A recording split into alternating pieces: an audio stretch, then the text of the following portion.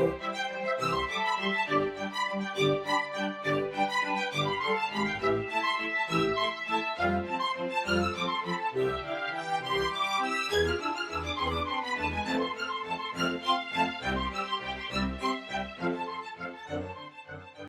to the Secrets of College Planning. I'm your host, Anthony Uva, and today we're going to get some insight into journalism and broadcasting. My guest today is Sweeny Murti. He's the senior contributor for Major League Baseball Media. Welcome to the show.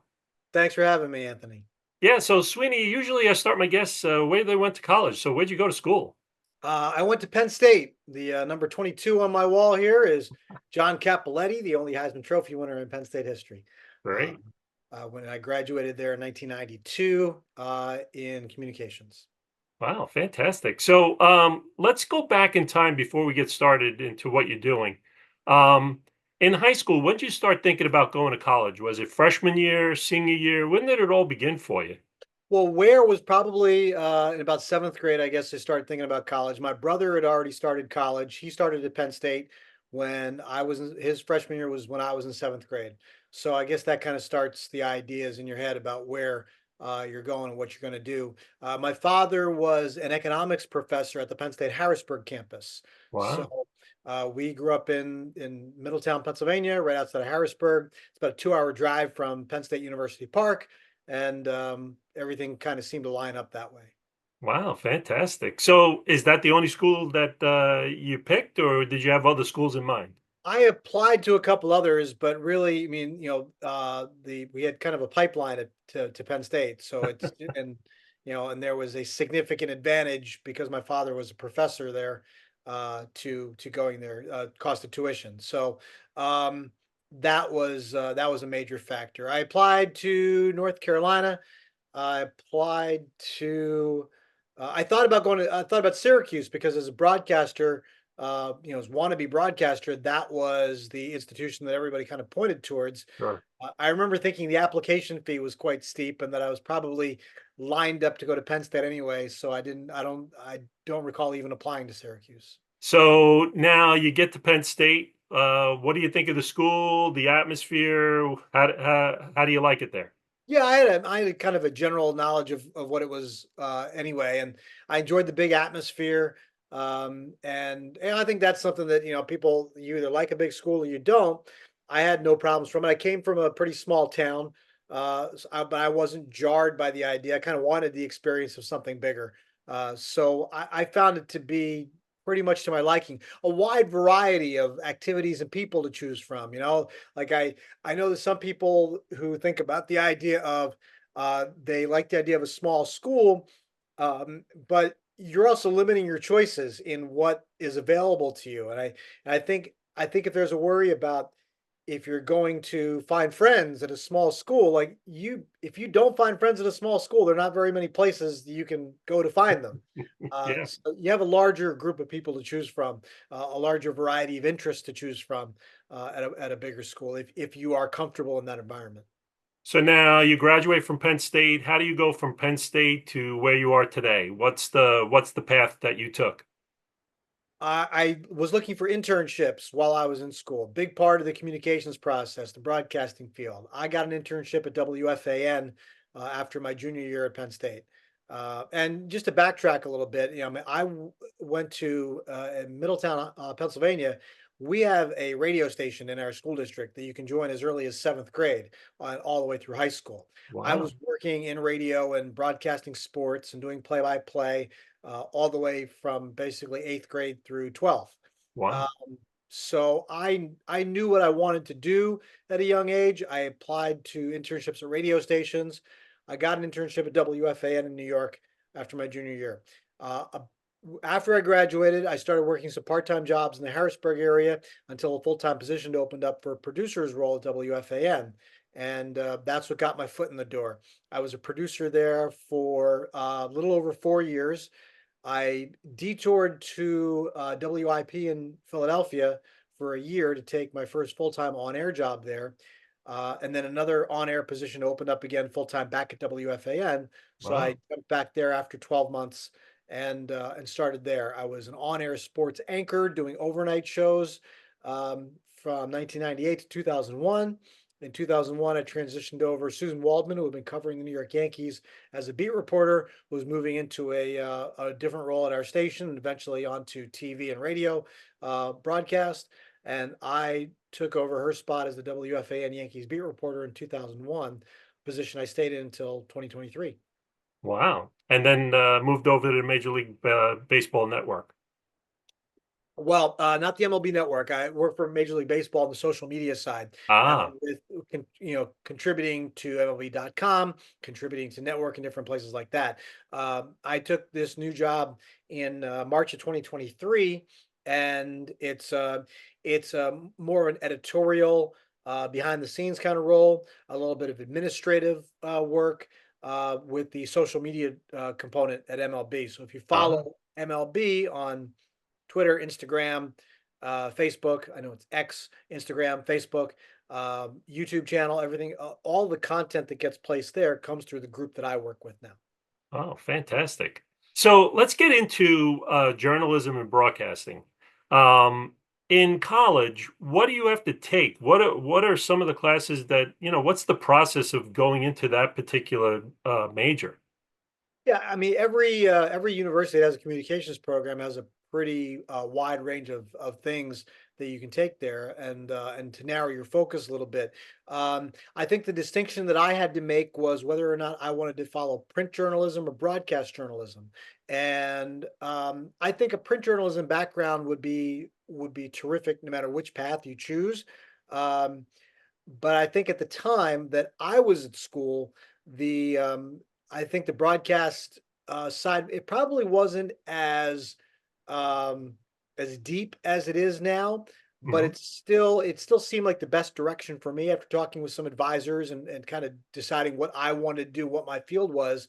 Um, so I think that's what I focused on, uh, and really more. I think at the time and now too, like your work experience is probably um, as important, or in some cases more important. So, I mean, definitely the classroom work is what you want to get done and accomplish and finish your degree. Yeah. I chose to work at a radio station off campus, one of the professional stations in town, because of a connection that I had there, and so I would spend. Um, pretty much on weekends on during football season, which is big at Penn State. I would spend a good, I would say, 15 hours on the weekends working there, um, and getting experience there. So those are the things that I mean. The classworks that the people at the university will steer you, and they do a pretty good job now. One of my good friends at Penn State is the uh, dean for career placement and internships, and so they have that didn't even exist when I was in school. So they have resources there to kind of steer you in the direction you want, but getting the experience, the reps for what you want to do is going to be very important there beyond just the classwork. Yeah. So give me some of the classes that you take as a journalist and broadcasting field. What are some of the subjects that you could remember? Yeah, I mean, listen, there's a lot of communication history and theory and ethics and law, in addition to like the practical um, production classes that you take. Now, I didn't take print journalism, but there's going to be a lot of writing and reporting involved there, and the broadcast side involved a lot of technical stuff with the production classes that I took. I really enjoyed the communications law class that I took. And frankly, like it was so intriguing to me that if I had chosen to pursue a different line, I might have uh, uh, followed law school and Wow. taken that. I took that, and I remember there was a public administration class that I took. It was the other law class that I took, and it was interesting enough that if the broadcast component didn't work out for me, that maybe continuing education at law school would have been my next step. But fortunately, I was getting work in the broadcast field, it kept afloat long enough to make it work. Now, do you feel that you have to do a lot of on-air type of things in the university? Do they have like broadcasting places where you sit down and go over things? Yeah, I mean, and many more now than you used to. Here's the thing. Like I tell people, this didn't exist when I was in school. Okay, this Yep. is a miniature TV studio. This is a miniature recording studio that you carry around in your pocket all the time. You can do your own reps and rehearsals and create your own shows all the time, every day. I had to physically go to a radio station or a TV studio in order to create those things. Yeah. Um, or stand in front of a mirror and pretend it was one, right? And those are things that you can probably still do, but you walk around with a phone now or a computer that has all the tools you need to get comfortable reps. Yeah. It's not professional reps where there is something at stake for the quality of what you're producing, the content that you're producing, who's viewing it. There are repercussions in the real world for what you're putting out there and the message that you're putting out there and the feedback that you're getting from that. But for practice sake, you had the ability to do that every single day, which we didn't back then. So those Yeah. are the kinds of things that you can accomplish now as a student. So now, as a graduating student, and now you're in the work field, what do you find is has changed over the years? There's still internships that everyone is doing, correct? To some degree, I mean, I think that's been scaled back in different places because of their because of work rules, but labor, certain labor situations. But yeah, I mean, I think there are still plenty of opportunities to learn in those instances, and there are the broadcast field. The broadcasting field, the internships are vitally important, and I'll tell you why. Because it's not the career path that a doctor or a lawyer has laid out for them, right? It's Yeah. a pretty linear path in most cases. I say it this way: if you ask 100 doctors how they became doctors, you're going to hear a lot of the same stories. You ask 100 lawyers how they became lawyers, you hear a lot of the same stories. You ask 100 people in broadcasting how they got to where they are, you might hear 100 different stories. And it's not a linear path. It's not it's not something that I can hand out to you and say, do these 8 things and you will get a job in this field. Hmm. It can be quite frustrating and challenging. I think the one thing, and I found this right away, um, put it this way: I don't think that I could have had a stronger resume leaving college. I wanted to work in radio. I had been on the radio since seventh grade. I had worked at a professional radio station, a commercial radio station for 4 years while I was in college, not the college radio station, which does offer a lot of great things too. But I worked in a professional at a professional place that had advertisers and listeners and people who could complain and do things. If you didn't produce the right content, that kind of thing, right? Yeah. So like repercussions for what you're putting out there. So I had 10 years of broadcasting experience at age 22. I went to a major university, covered major college sports. I had an internship in my back pocket from the biggest sports radio station in the country. I got zero full-time job offers coming out of college. I called all over the country at different radio stations and really it just wasn't something that was available. It's a competitive field. I moved back to Middletown in the Harrisburg area, moved back in with my parents, and worked 3 part-time radio jobs that Wow. I had worked through different connections that I had made over the course of my college years. And um, I got I and I worked part-time. I worked nights, I worked mornings, I worked weekends. Um, and until a full-time job materialized that was an overnight lowest paying job on the rung at WFAN. Um, the important note for people who want to work in sports: remember this: when do sports happen? They happen at night. They happen on weekends. They don't happen Monday through Friday 9 to 5. So if you want to work in sports, you're going to have to commit to a job that makes you work nights and weekends. Um, and you're gonna have to be okay with that. Your family is gonna have to be okay with that. Your friends are gonna have to be okay with that because you're gonna be missing things, right? You're going to miss different things in your life. And you say, no, I have to work.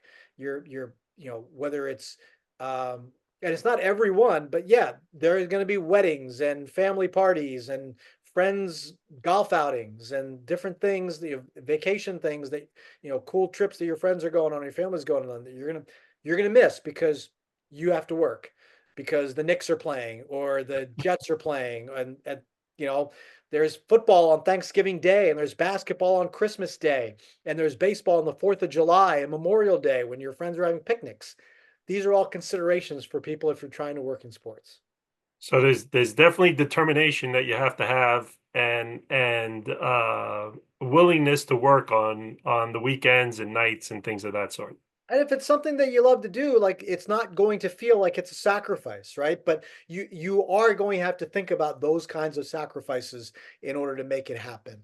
And there are no straight paths to what you're going to do. Like, as people, if you want to be a play-by-play announcer, start doing play-by-play. But it doesn't mean if you do A, B, C, and D, then by this after 10 years, you will be the play-by-play announcer for this Major League Baseball team or for this network.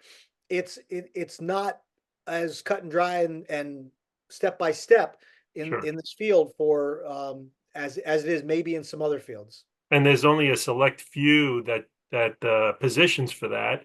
So you have to wait sometimes for people to reach to Well, that sort. I tell listen, I tell people, I talk to a lot of college kids and high school kids who say their goal is to become the play-by-play voice of the New York Yankees. And I say, that's terrific, but do you understand that in your entire lifetime, one person has held that job?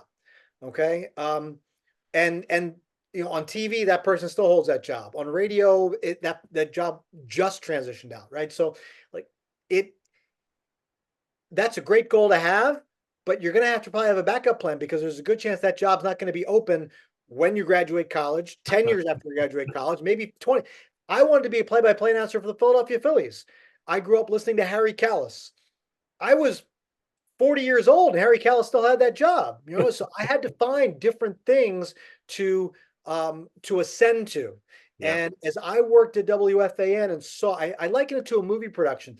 Please, like, I love watching movies. I stay for the credits. I always watch the credits for a couple of reasons. One, I started my career as behind the scenes guy, and the only recognition you got was at the end of the show when somebody said your name. So I kind of felt it was important. I owed it to the people working on the movie, besides finding out little cool factoids about who that actor was or what song that is and where this scene was filmed. I think I owe it to just watch these names scroll by because those people worked hard on the movie, right? Um, but that gives you also an idea of how many different jobs are available on a movie production.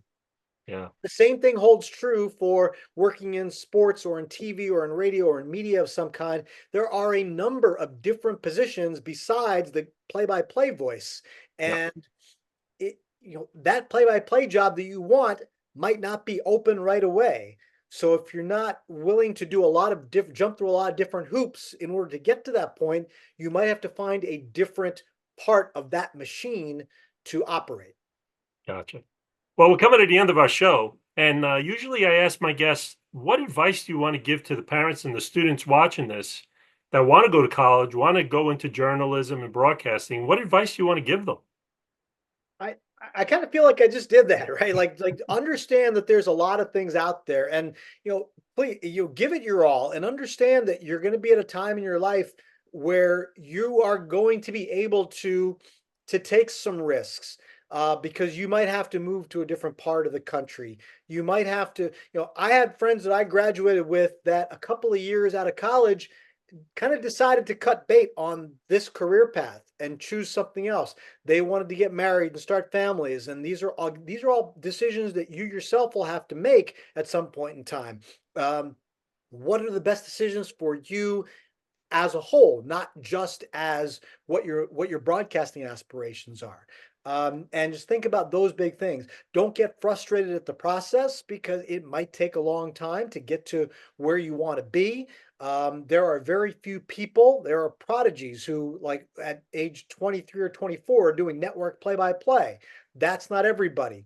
You mentioned it before. There are the people who hold these jobs have these jobs for a while, and there are a finite number of them, right? Like there's always a need for teachers and doctors, and you can build more hospitals to put more doctors in, but they're not making more sports teams to be their announcers. There's only 30 of them in Major League Baseball, and if you want to be a baseball play-by-play announcer, there's a finite number of those jobs. Again, start thinking about other things that might interest you along that way that could be offshoots if you decide that this isn't working out, that maybe you can work in this field. There's advertising and public relations and behind the scenes kinds of jobs that, again, my goal growing up was being a baseball play-by-play announcer. I'm 54 years old. I never became a baseball play-by-play announcer, but I carved out a very long career on the media side, covering sports and covering baseball. So, and it's because you had to kind of adapt to the situation that was in front of you along the way. And I think that's what you have to be prepared to do. Understand the sacrifices that you have to make, as I said, on your personal side, and take it all in and make the best decision for you and your family going forward. Great. Well, thank you very much for coming on the show. I really appreciate it. Anthony, thanks for having me. Yeah. So you've been watching The Secrets of College Planning. I'm your host, Anthony Uva. Until next time.